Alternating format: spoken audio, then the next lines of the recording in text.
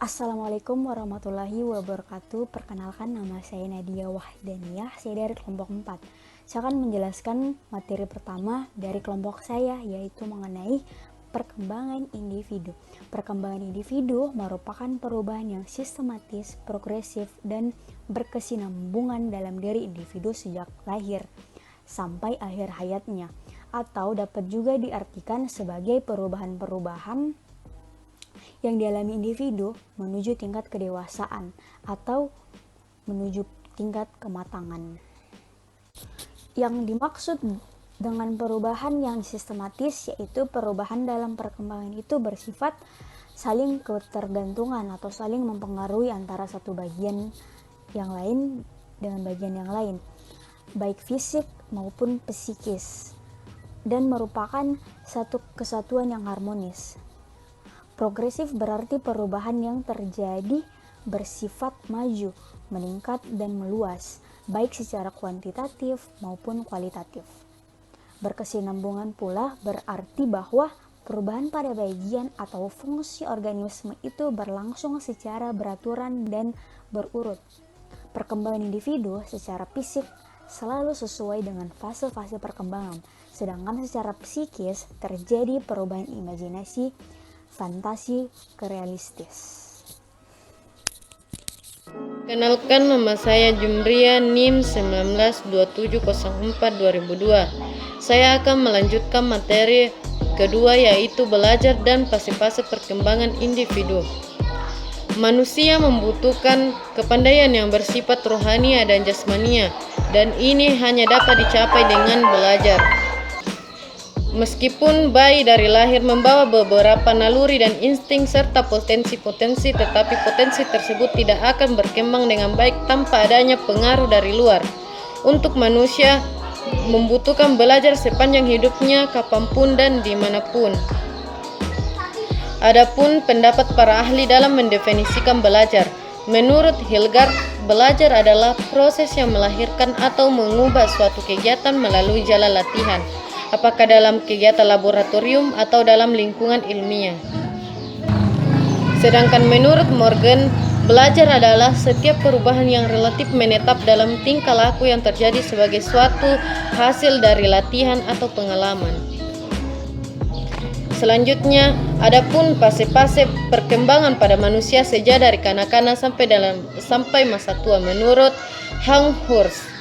Fase pertama, fase perkembangan masa kanak-kanak. Fase kedua, fase perkembangan masa anak-anak. Fase ketiga, fase perkembangan masa remaja. Fase keempat, perkembangan dewasa awal. Fase kelima, fase perkembangan masa setengah baya.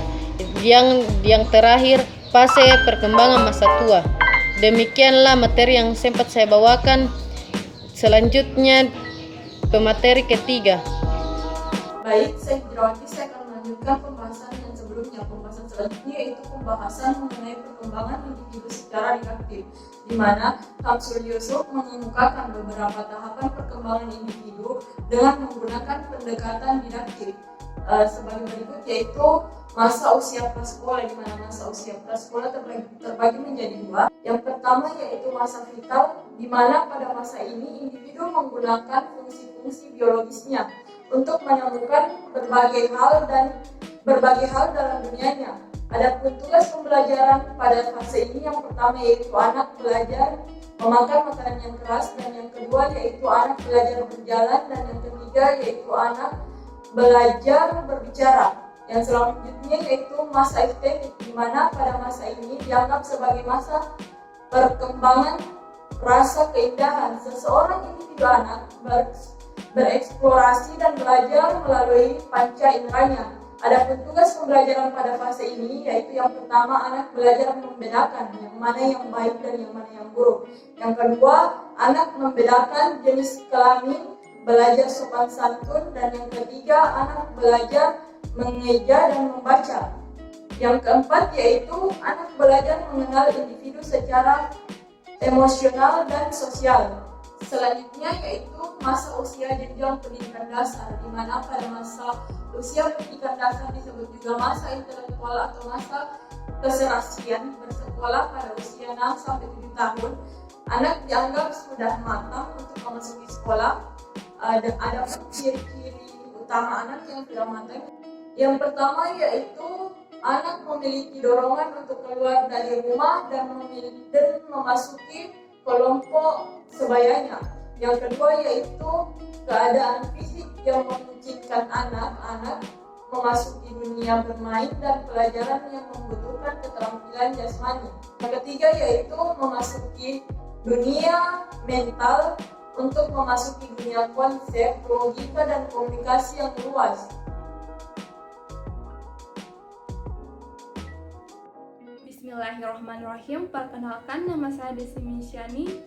Saya adalah pemateri keempat dan materi saya yaitu masa usia jenjang pendidikan dasar. Menurut Tohrin 2005, masa usia anak sekolah dasar yaitu pada usia 6-7 tahun dan dianggap sudah matang untuk memasuki usia sekolah. Adapun ciri-ciri anak yang sudah matang yaitu memiliki dorongan untuk keluar rumah dan memasuki kelompok sebaya. Keinginan anak untuk memasuki dunia bermain dan membentukkan keterampilan jasmani. Adapun tugas-tugas anak adalah 1. Belajar keterampilan jasmani, fisik melalui bermain. 2. Belajar bergaul. 3. Belajar untuk mengembangkan kemampuan. Adapun ciri-ciri pada masa kelas rendah 6-10 tahun yaitu adanya korelasi yang positif yang tinggi antara jasmani dan prestasi. Yang kedua, sikap tunduk terhadap peraturan permainan tradisional. Yang ketiga, adanya sikap untuk memuji diri sendiri dan membandingkan dirinya dengan anak seusianya. Sekian dari saya dan akan dilanjutkan oleh teman saya. Humaira ingin melanjutkan pembahasan berikutnya yaitu mengenai ciri-ciri kelas tinggi 9 atau 10 sampai 12 atau 13 tahun, yaitu yang pertama yaitu minat terhadap praktis kehidupan sehari-hari yang konkret. Yang kedua yaitu sangat realistik, rasa ingin tahu dan ingin belajar. Yang ketiga yaitu menjelang akhir masa ini telah ada minat kepada hal-hal dan mata pelajaran khusus sebagai mulai menonjolnya bakat-bakat khusus. Yang keempat yaitu sampai usia 11 tahun anak membutuhkan guru atau orang dewasa lainnya untuk menyelesaikan tugas dan memenuhi keinginannya. Selepas usia ini, pada umumnya anak menghadapi tugas-tugasnya dengan bebas dan berusaha untuk menyelesaikannya. Dan yang kelima yaitu pada masa ini anak memandang nilai atau nilai rapor sebagai ukuran tepat mengenai prestasi sekolahnya.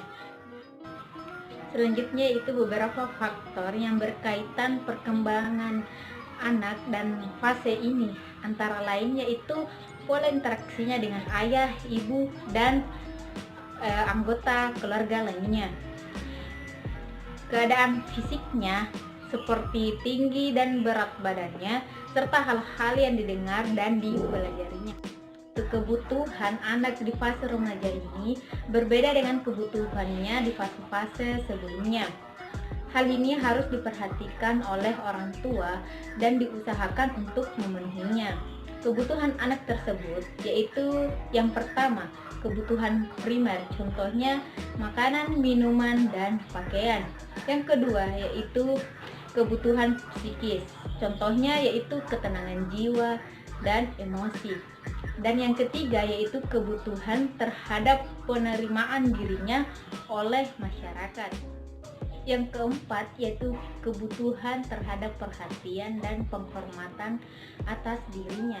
Yang kelima yaitu kebutuhan untuk mempelajari banyak hal yang dapat memupuk bakatnya dan sebagai bekal untuk menempuh perjalanan panjang dalam kehidupannya.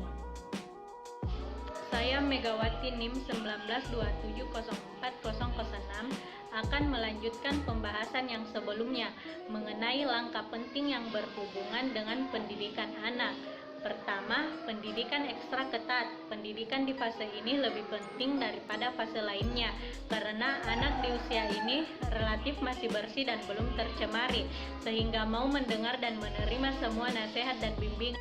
Yang kedua, dorongan untuk belajar. Pada fase ini, belajar adalah hal yang penting bagi anak-anak. Inilah yang tepat untuk memberikan dorongan belajar kepada mereka, mematangkan kekuatan akal, serta mewujudkan kecintaan hakiki mereka terhadap penguasaan ilmu. Ketiga, melatih anak untuk patuh. Metode yang ditawarkan Islam dalam melatih kepatuhan anak sangat diperhatikan kemampuan akal dan fisik si anak, sebagai contoh dalam hal latihan melaksanakan sholat. Keempat, pengawasan anak. Pada dasarnya pengawasan adalah kewajiban ayah dan ibu.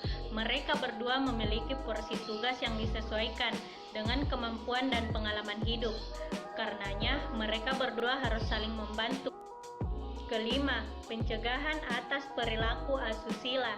Disinilah tanggung jawab dan peran orang tua harus dijalankan dengan sungguh-sungguh, karena pendidikan dalam rangka menghasilkan kesucian jiwa dan kesolehan anak adalah tugas terpenting mereka. Dan terakhir adalah menciptakan hubungan dengan teladan yang baik. Di akhir periode ini, anak-anak akan punya kecenderungan yang sangat kuat untuk meniru apapun yang ada pada diri orang lain. Para psikolog menamai sebuah gejala kejiwaan dari seorang anak pada usia ini yang selalu ingin meniru orang lain secara fisik dengan istilah peniruan. Keinginan ini sangat tepat timbulnya dan akan cepat berhenti ketika sumber peniruan itu tidak ada. Bismillahirrahmanirrahim. Assalamualaikum warahmatullahi wabarakatuh. Perkenalkan, nama saya Muhammad Munawir, NIM 192704009. Adalah salah satu mahasiswa dari Program Studi Pendidikan Teknologi Pertanian kelas A Universitas Negeri Makassar. Nah, saya akan melanjutkan materi yang disampaikan oleh teman kelompok saya sebelumnya, yakni mengenai poin ketiga, yaitu masa usia jenjang pendidikan menengah, yaitu masa remaja. Masa usia jenjang pendidikan menengah bertepatan dengan masa remaja, yang dimana masa remaja ini terbagi dalam 3 golongan, yaitu pertama, remaja awal, ditandai dengan sifat negatif dalam jasmani dan mental, prestasi dan sikap sosial. Kemudian yang kedua yaitu masa remaja, mulai tumbuh dorongan untuk hidup, kebutuhan akan adanya teman yang dapat memahami dan menolongnya. Pada masa ini, sebagai masa mencari sesuatu yang dipandang bernilai, pantas dijunjung dan dipuja. Nah, yang ketiga yaitu masa remaja akhir. Setelah remaja dapat menentukan pendirian hidupnya, pada dasarnya telah mencapai masa remaja akhir, yang akan memberikan dasar untuk memasuki masa selanjutnya, yaitu masa dewasa. Selanjutnya, adapun tugas perkembangan yang harus dicapai pada masa remaja awal, remaja dan remaja akhir adalah pertama, mencapai hubungan yang lebih matang dengan teman sebaya. Selanjutnya, yang kedua yaitu mencapai peran sosial sebagai pria atau wanita. Ketiga, menerima keadaan fisik dan menggunakannya secara efektif. Yang keempat, mencapai kemandirian emosional dari orang tua dan orang dewasa lainnya. Kelima, mencapai jaminan kemandirian ekonomi. Yang keenam, memilih dan mempersiapkan karakter. 7. Mempersiapkan pernikahan dan hidup keluarga. 8.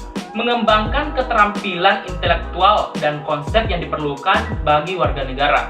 9. Mencapai perilaku yang bertanggung jawab secara sosial. 10.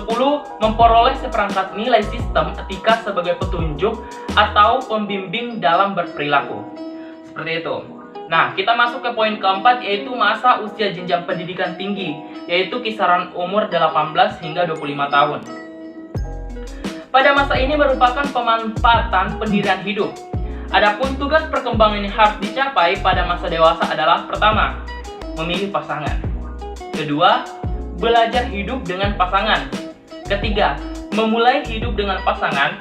Keempat, memelihara anak. Kelima, mengelola rumah tangga. Yang keenam, memulai bekerja. 7. Mengambil tanggung jawab sebagai warga negara. Dan yang kedelapan atau yang terakhir, menemukan suatu kelompok yang serasi. Nah, itulah tadi penjelasan dari kami. Kurang dan lebihnya mohon dimaafkan. Semoga yang menonton video ini dapat menyimak atau memahami dari yang kami sampaikan. Wabillahi taufiq wal hidayah. Wassalamualaikum warahmatullahi wabarakatuh.